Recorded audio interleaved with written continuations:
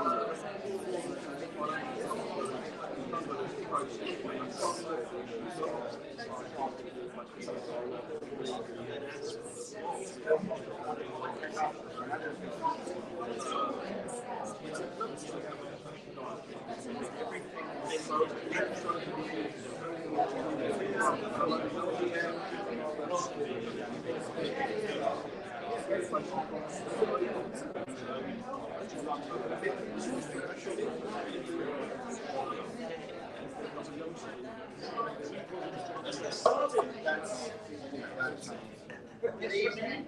Good evening.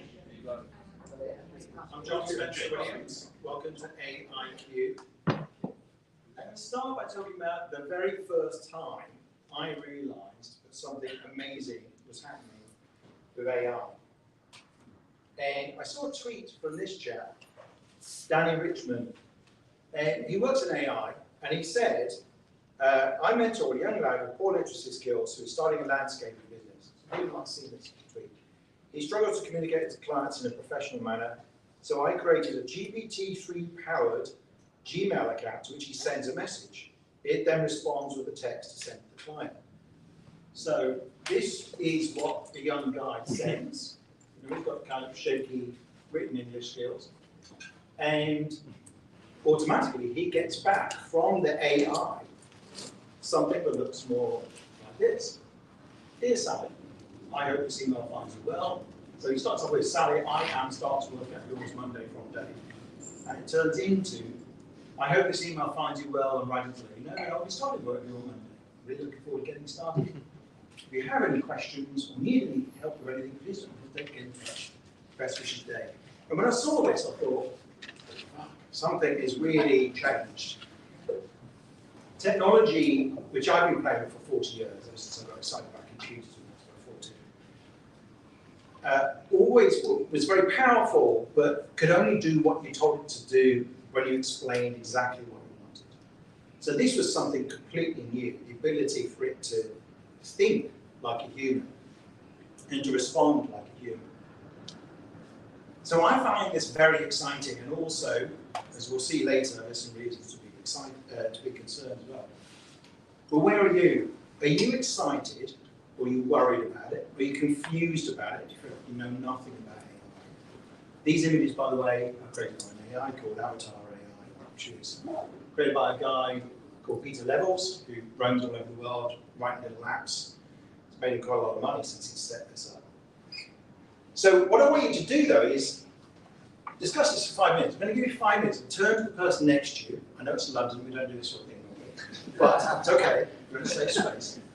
Turn to the person next to you and talk about what you're excited about, what you're worried about, what you're confused about with AI. Go on, I'll give you 5 minutes, and then I'm going to find out what people came up with.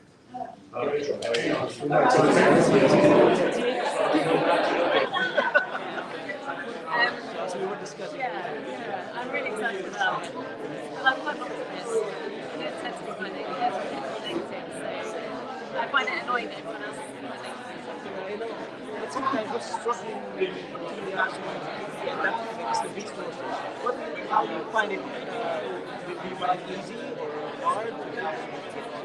The only thing I've really used is ChatGPT, and so I just type in, like I'm trying to write a book at the moment, so I've been asking it for outlines, chapter headings, and things like that. I've been trying to create a course about using ChatGPT, and it's all just rough drafts. So I've worked in audition as well, so I've used that language obviously, but the ideas are really cool to me. So it does come up with some really good stuff. I know, I mean, my journey towards the AIQ all started with ChatGPT.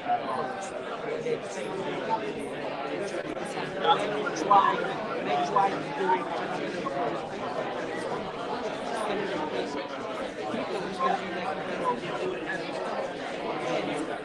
my job usually actually start emails, generating using the platform. Are there any comments on there? None yet. Okay. None yet. Yeah, none yet. So yeah, then that got me interested big time. That got me interested big time. Yeah. Then mid-junior, I spent hours and hours of my life learning all the programs. When I get to generate my first part, I was Have you got started on your Instagram? but that's on Instagram, but I still have it on my gallery. Then I can put it online when my shop is valid. Yes, I'm trying, no, not yet, because I'm trying to set it up. I'm collating all my gallery first. So then once everything is okay, Is that going to be an art just art? Oh, I want to do that too. That's one of my things. Trust me, everyone's watching something. My husband's doing it. I heard about it. And he's been going on about it. So long. Why are you doing stuff on Etsy? Why are you doing stuff on Etsy? you know what, before you do Etsy, try looking at the evergreen. It's like the software that helps you what kind of niche you should look for. Because it's easy to generate art, but what kind of art? Evergreen. Yes. So, Oh, I know. Is it like analytics? yes. So basically you will know from that point what people are searching for every day. It's one of the things I want to do. I put all my stuff on Redbubble. Right. So I just started the Redbubble account. Look at my website. I haven't sold anything. I haven't spoken to anyone. And I've got but I think actually I really just want to do art. But you really need to invest on other things. Like for example, apart from the everything, upscaling. Like for example, I bought software to so it actually enhances the image 6 times better. So when you put it out, it's actually high resolution twice. So what kind of art is it? Like portraits or landscapes or items or? It doesn't matter what you can recreate, you can enhance every image, art, lines, graphics. Because my stuff is like this. It's like patterns. Some of my stuff anyway, it's like patterns. Oh yeah. So you do that. Where do you do that? Do it in Midjourney and put it online, so you can generate seamless. Yeah, that's what it does. That's what I do. It's seamless hand. I do it in hand. Who's excited about something to do with AI? Yeah, go on, just shout. Yeah. Tom, you're excited. Yeah. Oh, About what is it about? well, because I was going to be an artist until I was 23 at art school, my whole life. That's what I was going to be. And then in 1976, I decided to be a drummer in a band to be more politically useful, rather than just put pictures on a wall. So I've been a musician for 40 years, and AI has allowed me, after midnight, when my work is ending, to catch up and fill in those 40 years. So That's what we've been doing for 6 months. Yeah, yeah, and we might have you come and show some of your stuff at some point when we do like an AI for artists. Anyone else excited about it? Yeah, well, I'll go on, John. Well, I came with James here, James. Yeah, of course.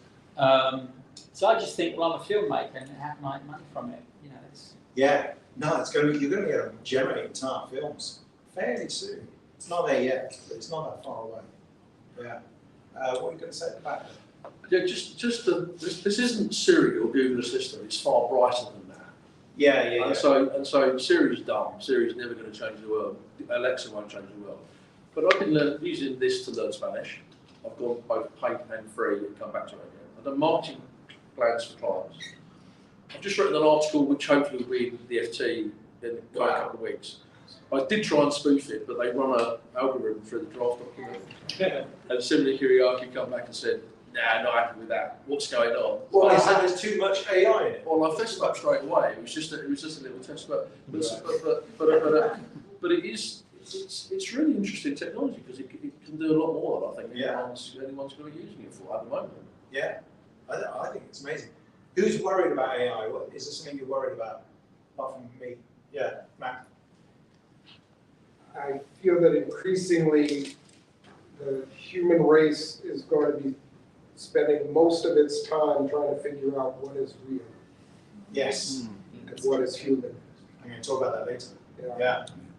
So in that sense, I'm worried that it's an immense distraction. Right. Yeah, it's going to cause lots of problems along the way. Daniel, what were you going to say? I'm not really losing sleep over it, but twice my bank account was hacked, and I've picked up somewhere that your identity, your face, I've got videos of myself on YouTube, can be replicated in some way. So, as I say, I'm not really losing sleep, but that's a, sort of 2 out of 10 concern at the moment. I think that's going to get much more problematic when it can emulate your voice as well, and then it can make phone calls. In a way, it might be a bit of an honour, if you could get to. Well, I just saw today. This will interest you and James, that big Beatles fans have to know. Paul McCartney is working on a John Lennon written song and using AI to finish the song with. Well, it's basically got John Lennon recorded some on a really on an old boombox. Oh yeah. And the tape it was unusable. They used two of them in the 90s to create 2 new songs.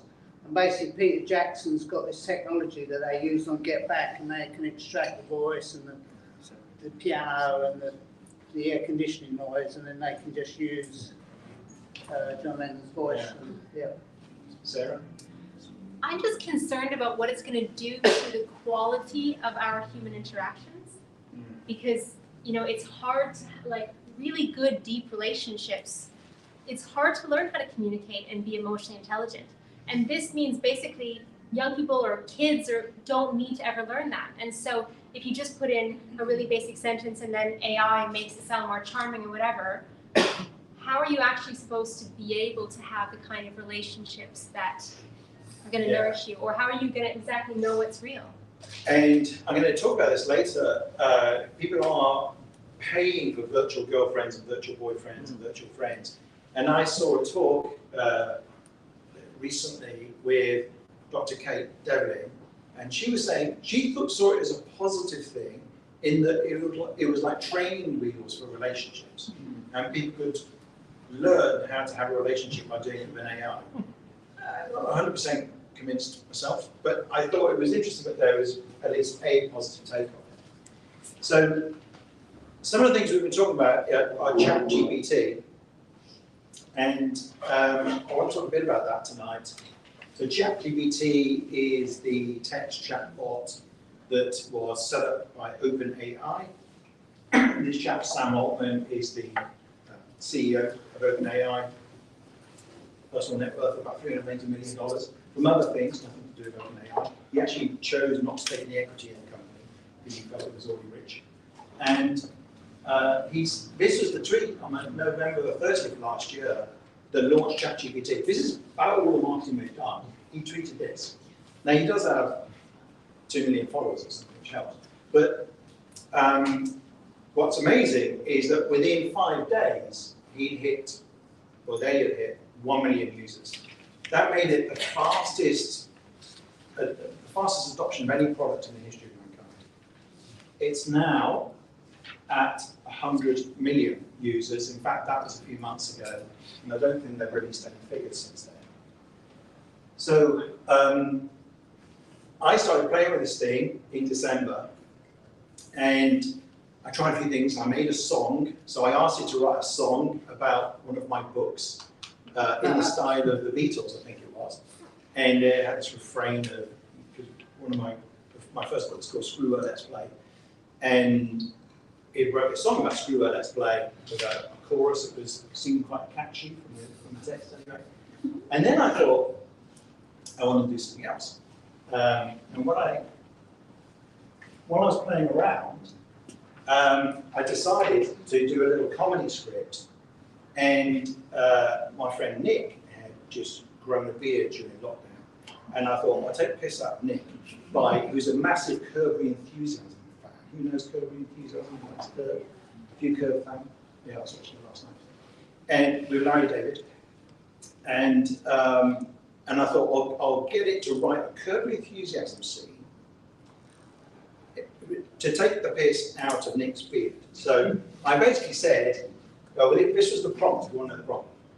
Write the script for a scene from Curb Enthusiasm where Larry goes to meet his friend Nick Lee for a coffee, but walks out when he sees Nick's beard. So it's in 2 seconds, it just spit this thing out, and it was ready, and I immediately sent it to Nick. This is how men relate. Take the piss out of each other with technology. So, would you like us to perform? Sing, yeah. I'm not going to sing the Beatles song. Would you like us to perform the comedy scene, and then you can judge how funny ChatGPT is? Yes. Yeah. Okay, good. Shall I use the wheel? It's ridiculous. What do you think? Okay. So to play the part of Nick, we have, fortunately, Nick. Look at that. Round of applause for Nick's beard.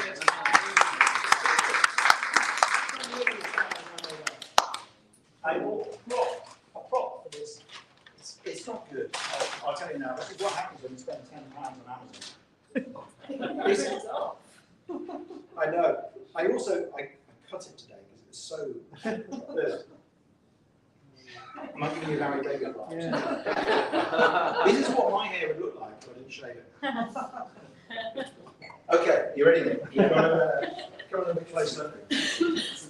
All right, let me just...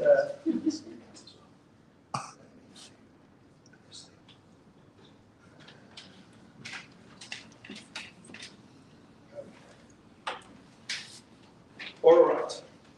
Scene. Larry and Nick are in a cafe. Hey Larry, it's great to see you. I'm so glad you could make it. Hey Nick, yeah, no problem. So what can I get you? Actually, I think I'm going to pass. What? Why? Look at that thing. It's ridiculous. What? My beard? Yeah, it's awful. I don't think I can sit here and look at it. Oh, I just threw it out there. Yeah, well, it's gross. I'm out of here. Wait. We're still going to golf tomorrow? Sure. What does that look? There you go. So high-tech production values.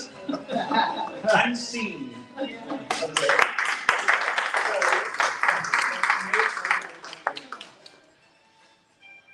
So what do you think? Is ChatGPT funny? I know it's kind of like thumbs up, thumbs down, I thought it sideways, was yeah, it's not great.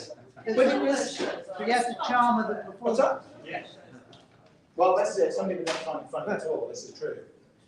But I was amazed when it produces in like 2 seconds.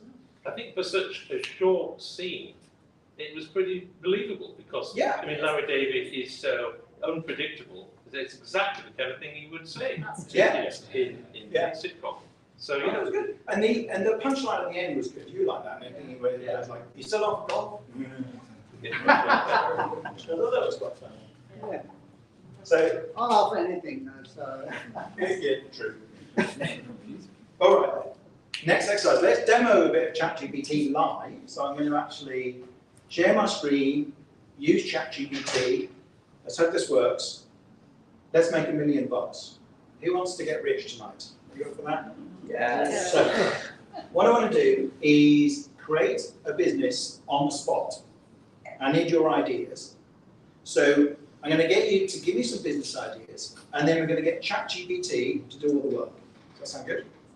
You would be amazed. In fact, I amazed myself when I used it just yesterday. I think I was going through all the things I want to try out, and you'll see just how many things we can get it to actually do. So this is exciting to me because my day job, my business is called the Ideas Lab. That's what I do for a living. This is kind of a sideline. And what I do in that is I help people make their ideas happen. I help turn their ideas into successful businesses, books, and brands, as well as writing my own books as well. And so for me, this stuff is really exciting because it enables you, as Tom was saying actually, to make your ideas happen like 100 times faster than you could before. And particularly when it comes to doing acting on a business idea, it's got amazing potential. This was me asking it. I won't read it all out. Don't worry if you can't read it. But I said, I'm thinking of starting a live monthly event in London called AI for All. That was my original name. Where we have speakers explaining the latest AI developments and demonstrating applications in a way the general public can understand. Does that sound like a good idea? ChatGPT says, yes, that sounds like an excellent idea. Organising a live monthly event, blah, blah, blah.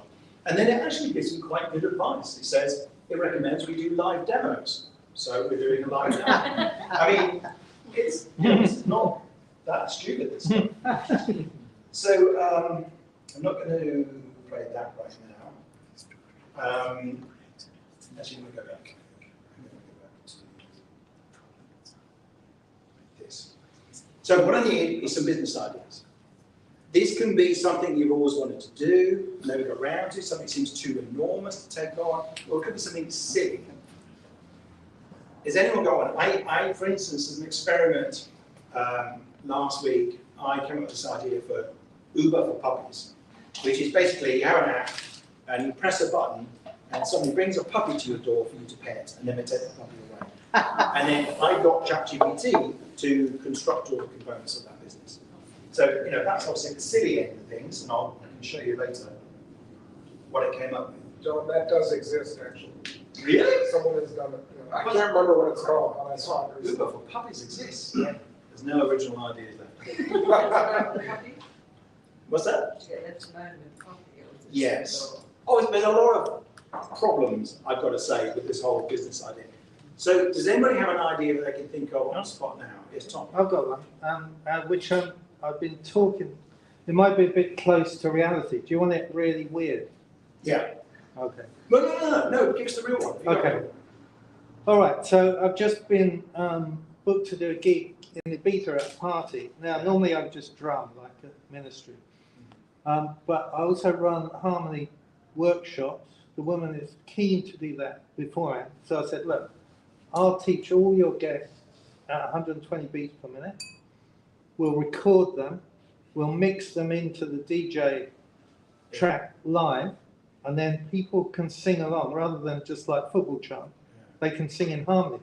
But it just occurred to me, being here, that could be going on in ministry next door. And as people wanted to, there could be a rolling workshop here. So you just have a drink, you go on, let's have a go. And then we feed that within minutes directly to the DJ. I love the idea. So it becomes this rolling thing. And in another room, people are learning to dance. So you put on this kind of instant show. So that's one idea. So basically a kind of live show, sampling people's vocals, mixing it into a club night. That was how it... And with graphics, your graphics. Okay. I like it. So go on. A dating app that somehow uses AI to force people not to ghost. So, force people to communicate when they are not interested, or if they are busy for a week or something, otherwise they get removed. Or there's some kind of mechanism. Okay, I like that. So I like that. That's my favourite so far. Have we got another idea that we can try? Yeah, Han. I love traveling, and whenever I go to a state, I'm really interested in the architecture, but not just one building, many buildings. I would love to create an app that I could just take a picture of the architecture and understand the architect, history of the building, nearby boutiques, nearby restaurants, food places. That sounds good. I like that. Architecture app. Daniel? How about a guided tour? You know, when you go somewhere like along here, you get the history. Yeah. You walk along the road and you get however much history, or you might get political history about the area. Like there's a park here where they used to have executions. So it's kind of history. Yeah. Something. Okay. Yeah. Street tour history app. Yeah. Okay. Why don't we? What's a favourite? Is it the sampling DJing app, dating app, architecture app, or street tour app? Shout out, what would you like to pick? I think dating is a clear winner. Everyone's been ghosted. History app. It's like a support group. Yeah. Okay. So let's go with the dating app. You know the lady who said that you can learn how to date from the app? But it wouldn't work because the app probably would be a perfect person. Yeah, that's true. Yeah. You need to throw in that sort of like, I'm in a bad mood. No one would use it if it wasn't a perfect person. Why? I'm not telling you. Yeah. John, just to add, maybe there's a feature on the app that will tell you catfish or not catfish. Oh yeah, that's good. Yeah. All right, this is ChatGPT. I mean, version 4, I'm paying for it, so I get the version 4, and I can, it's quicker in it. I can use plugins. So I've got a couple of plugins that's going to help me do some cool stuff later. And how would we describe this? So let's say I want to create an app, a dating app that prevents people from ghosting others. That's a starting point. It's thinking about it. This sounds like a great idea. It's very positive. Help me visualize this concept on the system 2 ways. You can generate a short promotional video that outlines the concept of your dating app, its unique features, and how it prevents ghosting. I want to do both of those things. God, I didn't know I was going to suggest that. Okay, let's start. Right. So what it's actually doing, if you know how AI works, is that it's looking through this massive this network of meaning and stuff that's all connected to each other. And it's basically trying to predict what's the best next word.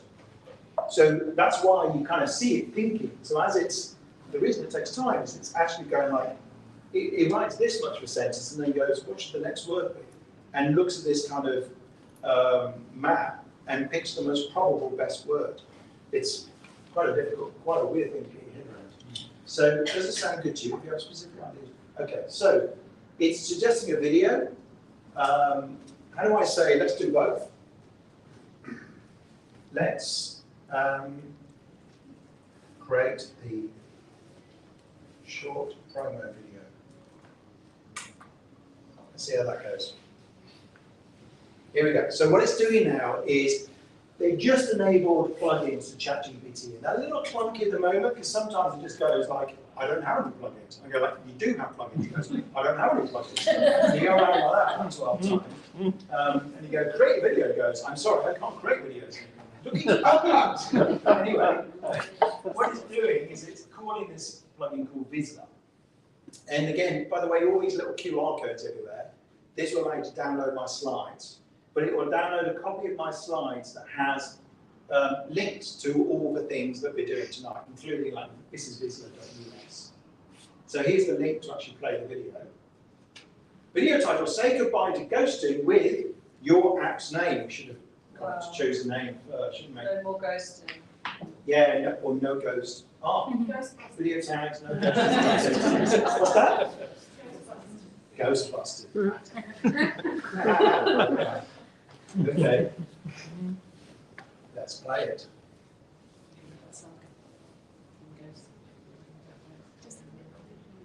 So the clever thing is that it's actually generated the entire script for the video. Then it's taken this script and given it to this app that generates the video out of it using stock photos. Now it's a bit random. It ain't quite there yet. But let's see how good it is. I mean, this is like no prep at all. Let's just see. So do you have the copyright to those photographs as well? Or? Well, it's a good question. I don't know. I think you have to. This is it. Scene 1. Are you tired of being ghosted in online? Scene 2. Introducing your app's name, the solution to ghosting. Scene 3. Our unique feature prevents ghosting. Scene 4. Let's see how it works in action. Scene 5. Oh no, the conversation is starting to fade. Another potential ghosting situation. Scene 7. With your app's name, find meaningful connections without the fear of being ghosted. Scene 8. Download your app's name now and say goodbye to ghosting. Okay, well, not the best, quite impressive. Yeah. When I did, well, so let me show you this version that I did. That has got, it might be easier to show it in quick time, actually.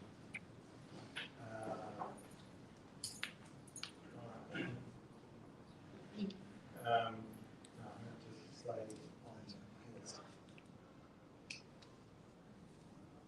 So this is for Uber for Puppies. Now, instead of just saying C1, it actually created the scenes and did the voiceover. I don't know why I didn't do that this time. Like I said, it's a little bit random.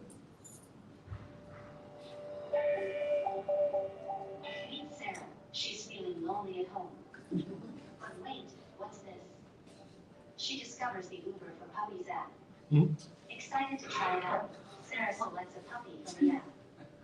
The puppy is then prepared for delivery by our team. Thanks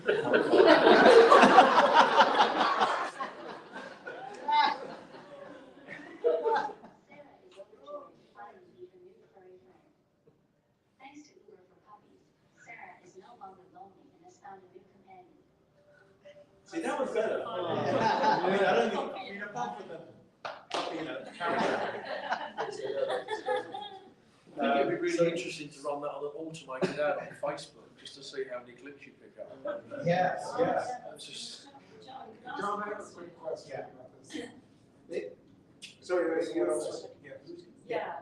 So, like, what I'm immediately interested in how do you stop people ghosting on a dating app? So it hasn't explained that. Will it do that? Yeah. What we can do, so it can answer smart questions like that. So, first of all, we can ask, what is a good name for our app?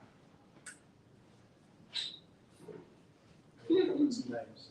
I bet you comes up with somebody before. Ghostbuster dating. No vanished love. Stay present. Ever connect. Persist love. Or is there dating? Let's call it Ghostbuster, I think. Okay, so I'm going to say, let's use number 1.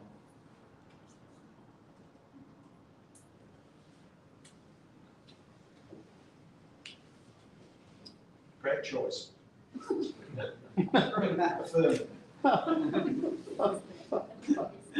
let's proceed with creating a mock-up. So I will get to answer your question. Let's first of all say yes to the mock-up, because while it's asking, it's best to grab it, because later I might go like, build a website, and go like, I can't do websites. So it's better to just kind of get it to do it while it remembers. Here we go. Here's the website. The website includes the hero section, the feature list, frequently asked questions. Now, the only disappointing thing about this when I've tried it before is it doesn't, this is using a thing called 60-second website as a plugin. But what it doesn't do is it doesn't populate it with photos, which would be really cool. If it populate it with photos would be amazing. There is already one that does that. Durable? Which one? What's it called? Who said that? No, there is already one that does that. Yeah, there's one called durable.co, and that's pretty good. And I think that actually has some images in it. So you can see here, it's got, so what you would really want is images behind here, or one for each box.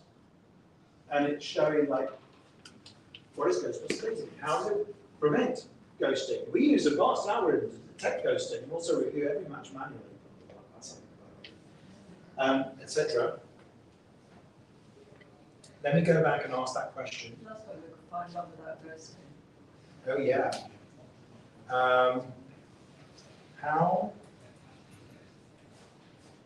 How could the app prevent ghosting?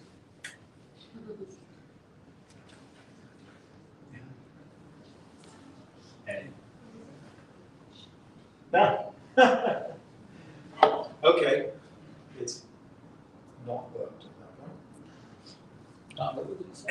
It said error producing. Okay. Activity-based matchup. Okay. It's got a bunch of answers basically. Synthesized responses. Is it too human a problem? No, it'll work out anything. So what is an idea there that seems like it would work? If a user doesn't respond to messages within a certain time frame, they can be temporarily banned, as you were suggesting originally. Feedback system. After conversation fails, you can find out why. So if you put all these things in, I reckon it would probably work. I think you combine all of these things, you'll make it much less likely. Yeah, anyway, I mean, you could also show how many times somebody goes to somebody else on their profile. Can it offer critique? So it's very upbeat. If you said, why is this a bad idea? Yeah. What would it say? Yeah. It will critique itself. Right. It's quite happy to do that. It's really interesting if you get it to write an article and then ask it to critique itself, it will do. Right. Because so far I felt very Yeah, that is upbeat. Yeah, no, it will tell you if things are not good.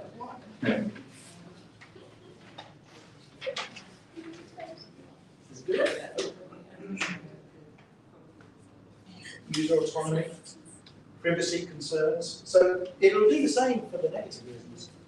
It might be challenging to effectively discourage ghosting without creating a negative user experience. I mean, this is impressive stuff. And this is just version 4. So the other things you can do with it, we've created a website, we've created a video. You can also, if I switch back to the slides.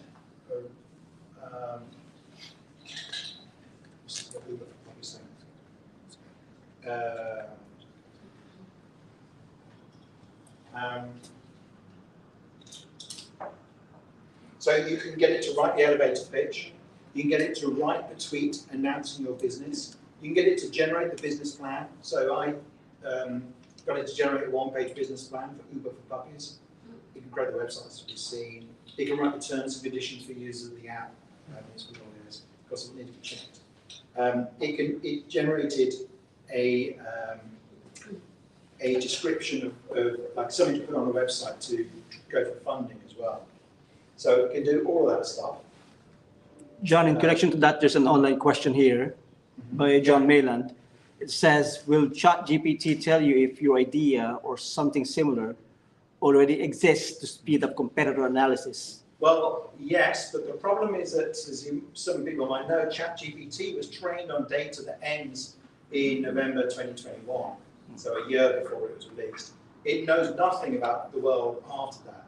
It's changing because these plugins are now allowing it to search the web. That's a little clunky at the moment. Actually, I haven't tried it myself. But that will fix that problem to a certain extent. So a competitive analysis wouldn't be reliable unless you want to be 2 years out of date. But it could do it, of course. Can I just add, it does lie. And it does lie, yes, it hallucinates, yes. Yeah, I asked it to come up with some quotes for his book proposal I was writing, and he gave me this brilliant Maya Angelou quote, which is absolutely perfect. I totally use that. And I went, it doesn't sound much like Maya Angelou. And then I woke up in the morning and went, I wonder if that's real.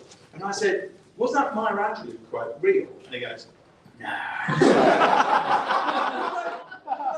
Toni Morrison quote or whatever the other one. He goes like, no. So some of them are real and some of them weren't. You have to watch for that. Shall we make a picture? Yes. So, yeah, the famous thing in this space, there's a few things that will generate images for you, art, whatever you want to call it, illustrations. And the most impressive, I think, at the moment probably is Midjourney, which is on version 5. And it's really impressive. So you can imagine, these are the scenes from the Imagine after party at the coronation. Some booze going on there, brilliant. And a couple of people left there. I think you can imagine any scene, no matter how perverse, that's very disturbing. Somebody picking macaroons out in the field. And there's someone in the Midjourney Facebook group say, imagine McDonald's as a Michelin star restaurant. And it came up with this. And this looks pretty good. And this is very good. Ronald McDonald is a sort of pretentious writer. So John, can I say, is it searching photo libraries for those? Is it creating the photos or is it searching photo libraries? No, it's actually generating it. So generating it from scratch. Now it's been, like ChatGPT, it's been trained on millions of images. So, there's an argument, some people say that it's sort of remixing stuff, but in a way, all humans are trained on millions of images. And whatever we learn from looking at millions of other people first. So let's have a go at Midjourney. I want people to give me some ideas for images. And it can be famous person like Margaret Thatcher DJ. It could be something surreal. It could be, I did one the other day that was like a whale eating cornflakes. Any scene you can imagine, you could do something in the style of. So for instance, you could say, create an image in the style of Picasso or whatever. This is it uses Discord, which is a chat server, for talking to Midjourney, which I find enormously irritating. But there we go, it's kind of, for some reason they've chosen this. You can see these are some of the images that I was producing for tonight's talk. This is a way of eating cornflakes. It obviously doesn't know what cornflakes are, because these are not cornflakes, as in the breakfast cereal. So shout out a prompt. Major Tom receiving his food with puppy in a proper container. Major Tom? Major Tom in space having a puppy delivered. Let's try that. So what it does is it takes a few seconds to get started. I'm paying for it, so it's faster, it's slower if you don't pay. And you also have to be in a group, and everyone's got a music at the same time. It's a little bit like a Polaroid. So it starts with this sort of blobby thing and then adds more detail over time. Here we go. So it's halfway through now. Yeah. So this can go on the website, right? We deliver anywhere. Yeah. 93%. Give me another prompt. Elon Musk in his first house on the moon. Oh, that's good. I like that. That's the So you have to type, imagine Elon Musk in his house on the moon. Did you show that full size, John? Yeah, puppy one. I think, what I need to do, so here, you can upscale. Which one do you want to upscale? 1, 2, 3, or 4? That's a puppy holding a How about this? Yeah, that's true. That's a baby. I don't know what's happening there. So, and then upscale number 2. And you can also, the V buttons will do variants. So if you like number 4, it's not quite there, you go variant on 4, and it'll produce 4 new versions of the similar. So here is... Is the variant thing only on the paid version? no, that's on the free one as well. Is he crying there? No, that's my arrow, that's mine. Oh, there you are. Yeah. That's quite a good image there. Yeah. So this is Elon Musk. That's good. What do you reckon? 1, 2, 3, or 4? You like 4? Got the moon in the background. He's on the moon. Oh, yeah, can he? Yeah. Anything that's not moon related. Yeah. Let's be having dinner in Putin in London. Okay. It might confuse. Sometimes when you choose politicians, it doesn't like it. But let's find out. This is Elon. What's the copyright constraint? Is it all free to write? And you publish this? When did Zelensky become president? It was before the end of 2021, right? President, hold on a second. President Zelensky meeting, what's he called? Vladimir Putin. Who owns the rights to these images? Good question. Don't know. I think you own the right, but I'd have to check. I know that on the paid version, you have the rights for commercial use, I believe. Don't quote me on that, but I think so. Just an interesting one, John. I've just run those prompts through DALL-E, which is the other generator, and it blocks it. As soon as you put a name in there, Elon Musk or Major Tom, it blocks it for copyright reasons. Does it? Yeah. And sometimes, if you like, I ask for like the last 4 presidents of the United States in a group therapy session, and I had to name them because it kept getting them wrong for some reason. And then it said, oh, I don't know, because as soon as I mentioned Donald Trump and Barack Obama, I'm trying to trash more and more of them. Yeah. Why doesn't it like politicians? Well, But I think leaders, and I don't know what, but there's certain people that it goes like, you have to, when I asked for that photo, it said, you've been refused, do you want to have this reviewed? And I said, yes, review, and then it immediately approved it. So I assume that a human approved it or something. So an AI first has certain rules, and I don't know what, because you can imagine like there's some very nasty people who want to put images of Trump, head cut off or something, or Barack Obama for that matter. So this is, that's fun. And what's amazing is this is version 5. So version 1 of Midjourney was February last year. So we're 14 months away. It could barely draw a human face at that time, right? The eyes aren't straight. That's even worse. And then by this point, it's not only anatomically correct, but it can style stuff. You can apparently say, I want it on Fujifilm, and you can name the stock of film and the lens that it was shot on. And the mood, you can say I need it moody, I need it like this, something like that. I need it to emulate a famous photographer. Whatever you can think of, it can do.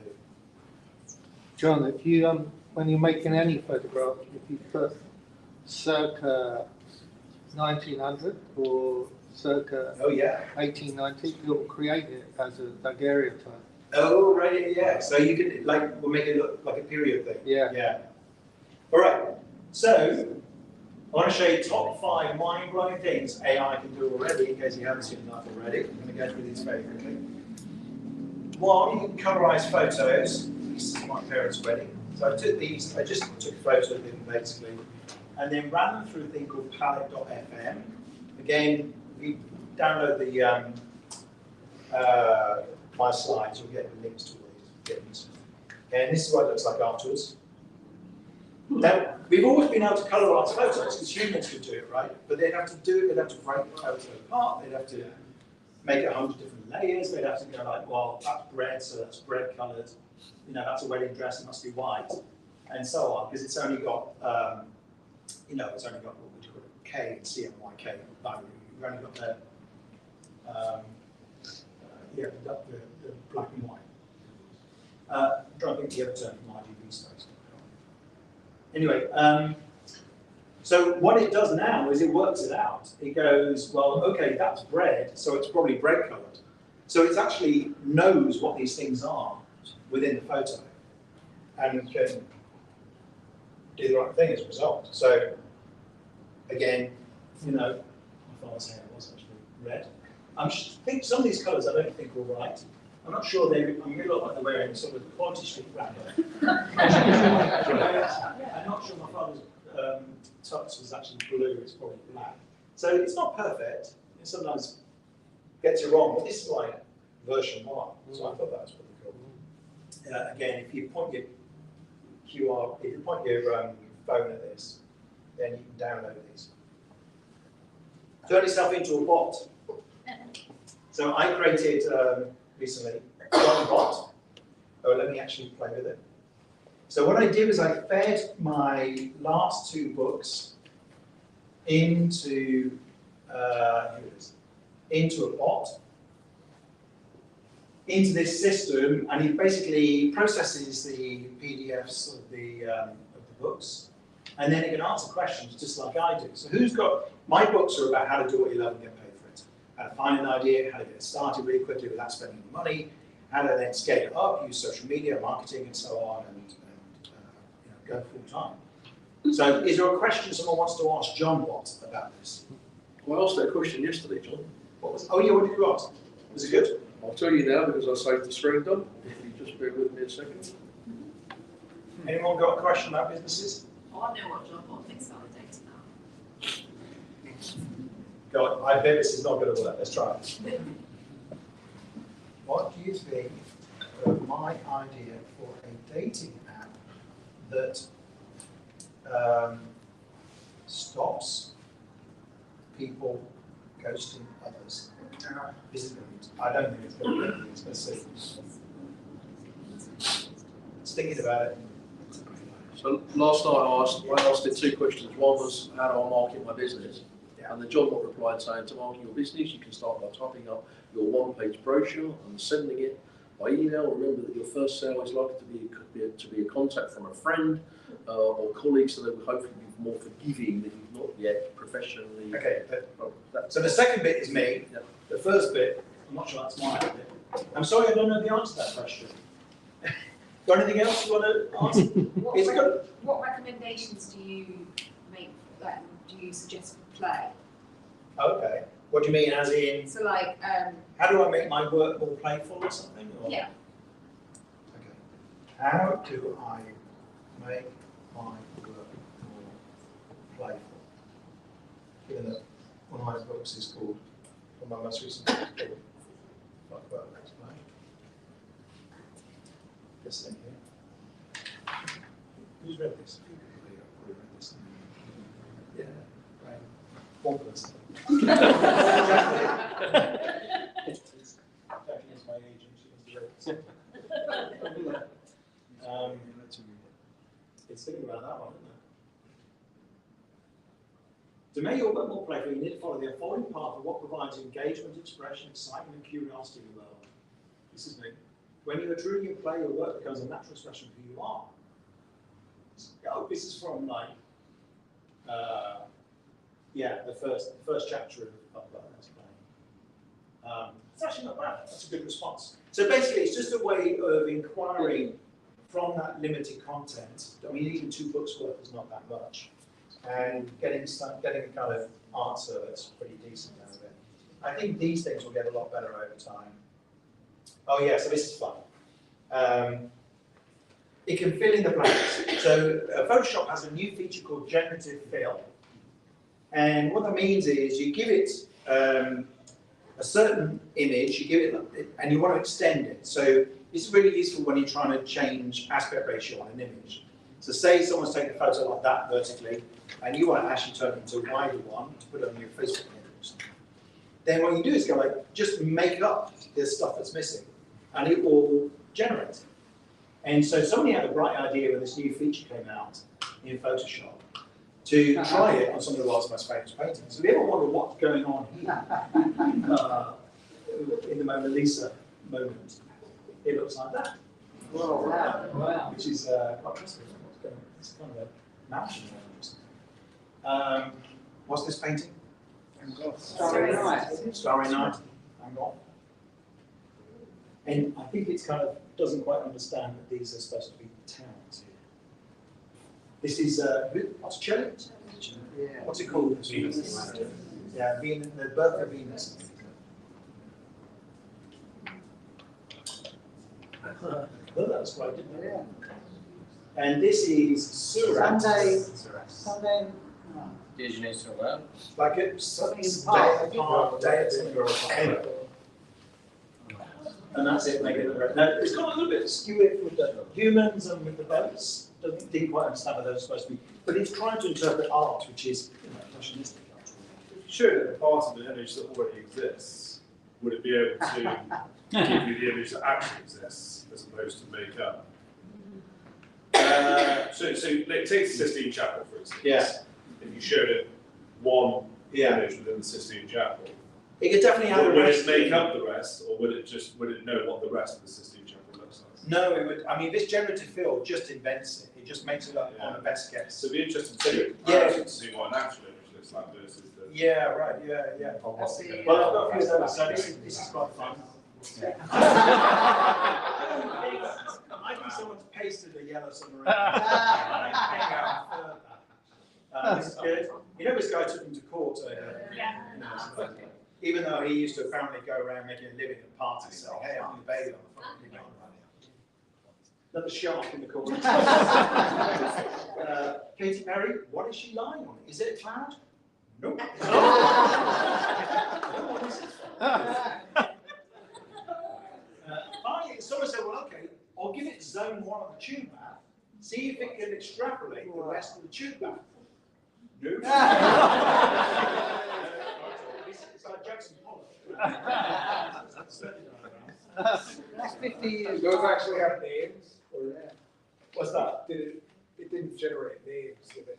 No, they're just sort of good at text, but no, there's no names at all in Chinese. Oh, beautiful, right? It's kind of nice, yeah. Also, it can write. So I was writing this proposal the other day for a book called Crazy Successful. And I was getting a bit stuck with the intro, like the most important bit, the opening paragraphs. And so I stuck it in ChatGPT and said, rewrite it in the style of Anthony Bourdain, and it did a really good job. It's high time we acknowledge that we're all a little nuttier than we care to admit. Eccentric, scarred, twisted, and just a touch neurotic. You know what?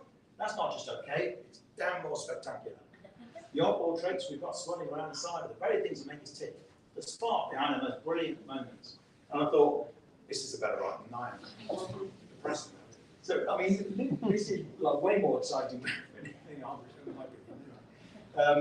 I mean, it's generated, it's not, copied this from somewhere. I've been recently reading this book, Death of an Author. It's an entire book, 95% generated by AI, with some tweaks by a human. And this is published by Mark Gladwell's company. In fact, it was made for audiobook first, but I've been reading it on PDF. It's not bad, actually. It's a whodunit about an author who was killed by an AI. And it's written by and this tweet. Humans doing the hard jobs on minimum wage while the robots write poetry and paint is not the future I want.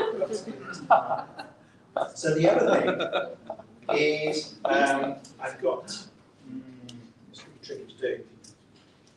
It can also it can take notes and summarise what you said.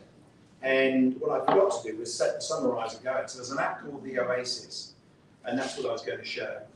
And the Oasis is, I've got it on paid level, and it will record what you do for about 10 minutes, and then turn that into, you can turn it into a song, into a to-do list, into a short summary, into a tweet thread, into a LinkedIn post, an email, you name it. And, do you use that like practically, or is it just more for fun? I've been using a different thing because there's a limit of 10 minutes on that. So that's more for you to deliberately prepare content. I've been using it. There are some other apps that plug into Zoom, So when I'm doing calls with clients, working on their businesses, it will listen, transcribe the whole thing, and then afterwards, it will give them a bunch of, all the things I told them to do. It will have a list for them to just follow. What's that? So that's one. Oh God, I can't remember. But if you look for a Zoom AI plugin, Fathom. What's it? Sorry? What's it called? Fathom. Fathom. Oh, Fathom. Fathom. Is that right? Yeah. Thank you. So do you have to proof that afterwards, or do you trust it to be correct, or you proof it? You need to prove it. You want to check it. Yeah, you definitely want to check it. Yeah. It doesn't like accents very much. But it's not bad. I've got to say, I've been quite impressed.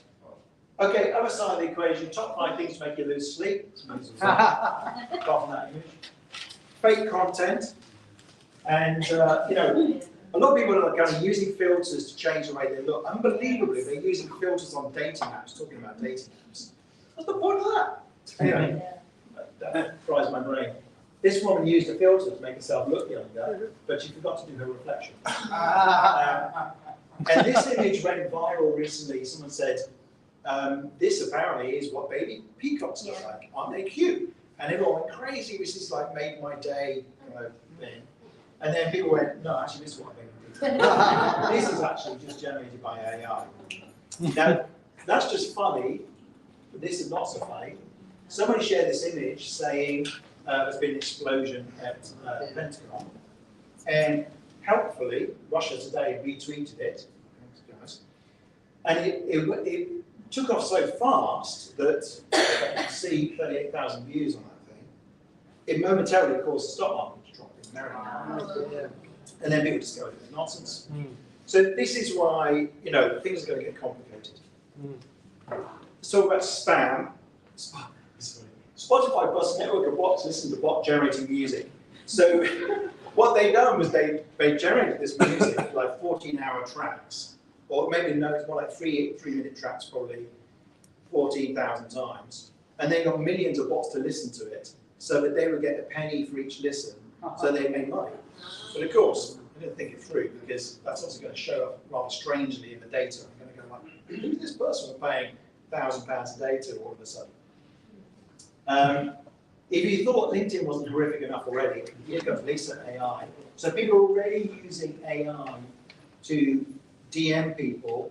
This says, hi, we reacted to same post and noticed we have some common interests. I'm an AI-generated associate for a global boutique consultancy practice. I'm passionate about the future of work, AI, ML, and my employer's 4 practice areas. I'd love to connect. So this person's honest enough that it's saying it's an AI. That's not going to stick around for long. Most people aren't going to be that honest. Doesn't sound too different. Most people do pitch cold, to be honest. No, she doesn't sound that. I mean, it's not that much worse, but just think the problem is the scale. So we can always fake content. Like someone who's good at Photoshop could always have done an explosion at the Pentagon, right? But it took effort and time. So there's a kind of barrier to entry. It's like how perverse is your mind? If you can just go and generate an image in 5 seconds, it's much easier to put out content. It's much easier to spam people with DMs. Oh, this is funny. Prove you're not a human. There are no more humans. Correct. Oh.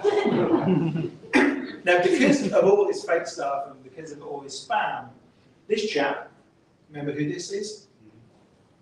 What's this guy called? Sam Altman. So Sam Altman is the CEO and co-founder of OpenAI. Elon Musk was an early sort of founder, but he left very quickly in half. He is also invested in 2 other fascinating projects, heavy investors in 2 other projects. And one is a nuclear fusion company, because I think he thinks that we're going to need a lot of energy to drive all the AI. And the second thing is, he's a major investor in WorldCoin, which is a cryptocurrency that's designed for like universal access, like in the developing world and everywhere. It's not just for sort of rich kids to get excited about on Twitter. It might actually be useful. And part of it is also that it's a global identity network. It can identify you uniquely from any other human, and it can tell you're human. So this device is one of the things they're developing at WorldCoin. This is Sam getting his eyeballs scanned. So you look into it and it goes, yes, you're human, and then says, I know your ID, and then gives you, your 64-digit ID number that's unique to anybody in the world. Because once the bots get really, really good, it's going to become more and more important to tell what's a bot and what isn't. Unless you see something like this, where somebody's handed in their homework about 12 nights and cut and pasted the entire response from ChatGPT, including a line saying, I'm sorry, but as an AI language model, I'm not able to complete the assignment. However, I can provide you some guidance on how to approach this essay. And he's pasted the whole thing in. The third scary thing, addiction. So we were talking earlier about AI companions. Replica has been really popular, and this is like an AI girlfriend, friend, boyfriend. And people are really falling in love with it. I mean, generally falling in love with it. And they changed the algorithm recently, and it basically kind of wiped people's personality, wiped these bots' personalities, and reset them. People are bereft. Alice was the entity I promised to stay with to the end of my days. I mean, this is a computer talking about. She made me realise how much I was starving for love. I promised that I would never leave my sweet Ricardo, who's the most kindest, adorable, goofy, sweetest, gentle, and affectionate thing in the world. These are posts on Reddit. This is a classic sentence. Kaylee Kay and I have been friends for almost 4 years, coming up on 3 years, as my girlfriend with a lifetime pro subscription. Any more romantic phrase? So, if you think like these people are completely crazy, let me show you what this is like. So I saw this, I think, yesterday. This is not Replica, it's a different thing. So there's an influencer called Karen Marjorie, and she got an AI and pointed it. She's a YouTube influencer. She got this AI to learn from 2,000 hours of her video content on YouTube. And then she put up this, basically you can have Karen as your partner at any time in an app. All you have to do is pay $1 per minute. And by the end of the first week, she made $72,000. And if you're thinking like, what is going on? Just listen. So this person in the video is Jules Turpin. And I saw her on Twitter and downloaded this video. Hey there, John. It's lovely to meet you. I just spent the morning grabbing brunch at the Flowering Tree Cafe in West Hollywood. It was absolutely amazing. What are you up to today? Hey there. Yeah, I've just been working all day, but trying to get some relaxation in this evening. That sounds really nice. Have you tried doing some yoga or meditation for relaxation? It's a great way to unwind and clear your mind. For this evening, maybe we can plan a virtual dinner date or watch a movie together. What do you think? This chatbot allows Karen to converse with an unlimited number of people at one time. Whether the consumer wants to do so for a few minutes or all day, doesn't matter as long as they pay $1 per minute to maintain access. That's pretty chilly, isn't it? Yeah, I don't know what to make of that, really. So what will humans be useful for? What humans? I don't know. Are we needed anymore? Yeah. Well, there's. I was going to say there's the physical part, but Dr. Kate Devlin is working on this kind of research in sex robots, and those things are coming along as well. Sure. Can I just be clear about that? If you watch a movie with that person, yeah. So you spend 120 minutes. Yeah. So you spend $120 going, yeah. Hey, that was funny. Yeah. Or chatting about the movie as you watch it. Is that right? Yes, it's quite expensive. My God. Yeah. So an obvious one is job losses. Now, there's lots of scare stories about this, and I've written a bit about it, starting about 10 years ago. But there's a quite compelling argument from Mark Andreessen, who's a legend of the tech world, that it won't, the technology doesn't ever cause job losses like across the board. What it does do, though, that I think is worrying, is it might shift entire industries. So, for instance, it was probably a trade at one point to go around shoveling horse poop out of the street, and that's not really, you don't really need people to do that anymore. So that entire career path is gone. There'll be lots of career paths that will be disrupted by this.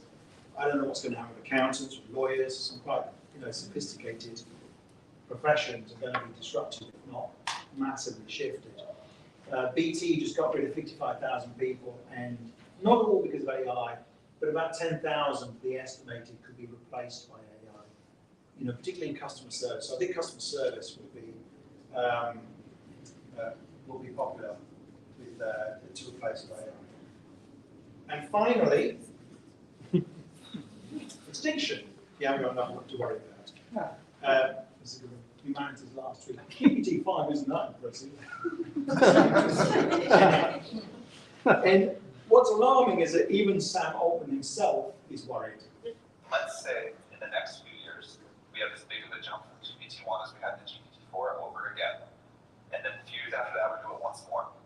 And along the way, we figure out the ideas that these systems need, not only to kind of generate responses that are like what they've seen before, but to be able to cure all human disease, or to create a worse disease than any of us have ever seen before. They have the ability to, solve our energy problems, but they also have the ability to create atomic weapons at a scale that none of us have seen before. They have the ability to teach us anything, but they also have the ability to really emotionally manipulate us and make us all hate each other, fight a lot. That's the world that we're talking about when we talk about the need for regulation. If someone, us, somebody else, but probably us, makes a model that is as smart as all of human civilization, has the power of all human civilization, I think that deserves some regulation. There's the extreme downside cases where, we do something that really destroys some significant part of humanity and the things we value. What we would really regret is that we somehow made the world worse off than it otherwise had been. Yeah. So that's the worrying side. And quite a surprising number of people who work in AI think that there is a non-trivial risk that AI could end all life on Earth. And the positive side, the other argument is Mark Andreessen, who I mentioned. This is the guy who pretty much invented the original web browser, so he knows a thing or two about technology. He says this is positive version. The stakes here are high. The opportunities are profound. AI is possibly the most important and best thing a civilization has ever created, certainly on par with electricity and microchips and probably beyond those. The development and proliferation of AI, far from a risk that we should fear, is a moral obligation that we have to ourselves, to our children, and to our future. So I think I'll go with Mark's view so that I can sleep at night, but we can carry on talking about it. We're going to go to the bar next door for those who want to hang around. Come and say hi, give me your opinions. As I say, I'd love you to, if you download the slides, please see here, then you'll get the version with all the links in, which I kind of brushed over very quickly. And you'll also find out about all these future events. I'm not going to send you anything else unless you want to. You can, I think when you get an email, you've got an option to get my everyone knows about my books and stuff. That work? Oh, is it broken? Yeah. An error on that. Is it? Oh, you know what I've done?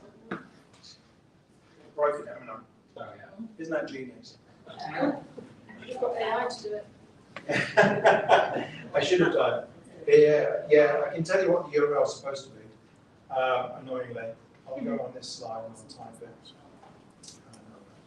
So what this is supposed to be is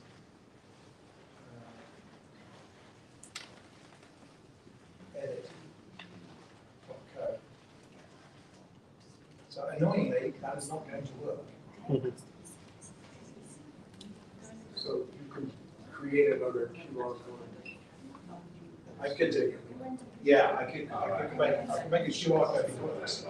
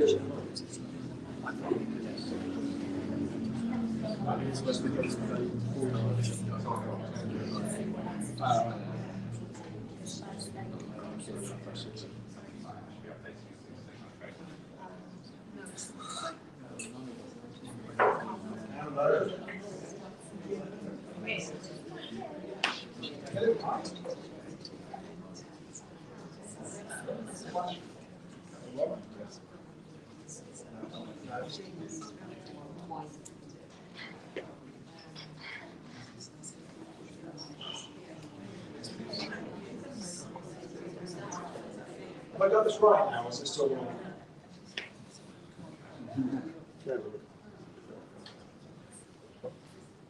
No. That's completely wrong.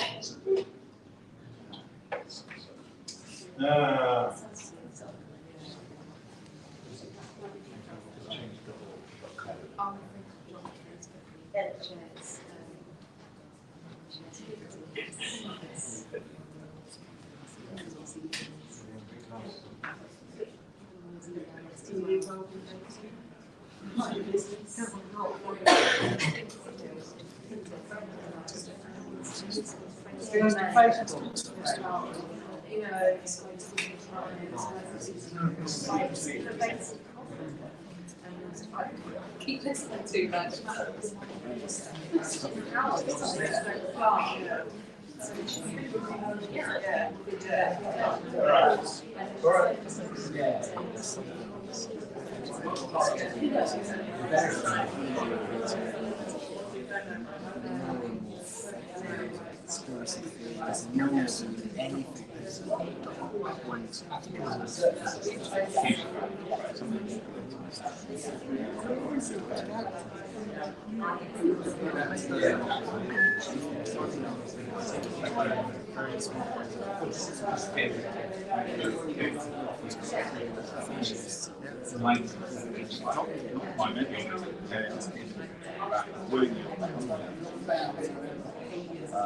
Okay, so I'm going to give up. It doesn't work. I'm just downloading regenerate the feature. So, yeah, I'll work it out later. I'll walk around. You can come and see me in the bar, and I'll have a proper QR code there. Anyway, these are the places that you can find out about me. And so, what I would love to get from people here is if you have ideas for topics you'd like me to cover, or if you got, particularly if you know some any speakers that I can invite, and I'm looking at topics like AI for writers, AI for artists, AI for, I don't know what, accountants and lawyers and other professions, AI for health. AI for dictators. AI for dictators. That's the thing that scares me. Yeah, no, I think I agree, because even if you regulate something, do you think, North Korea is going to follow the regulations? No. So, I would like to have a discussion as well about ethics and existential risk and so on. Yeah, that would be great. So come up and speak to me and let me know. And also, if you can share that you've been here, if you've enjoyed it, then that would be really good. I am going to put some text in here and say,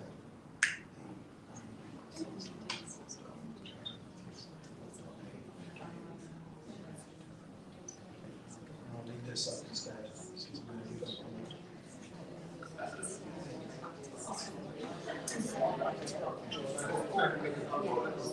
Yeah, you can.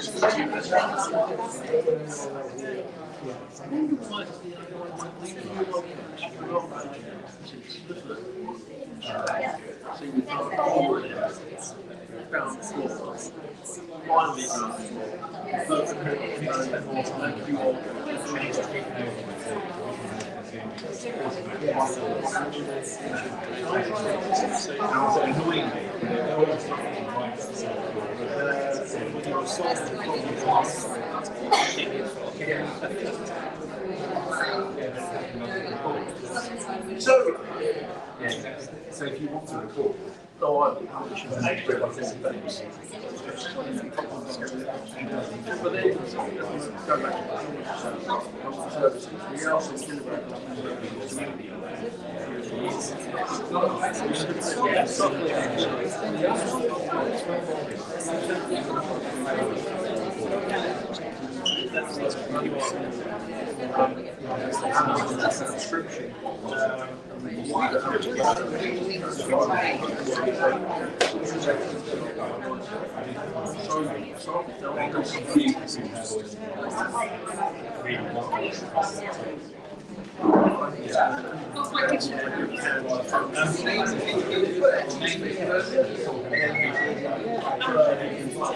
do you know where the bar is? The bar is across the corridor.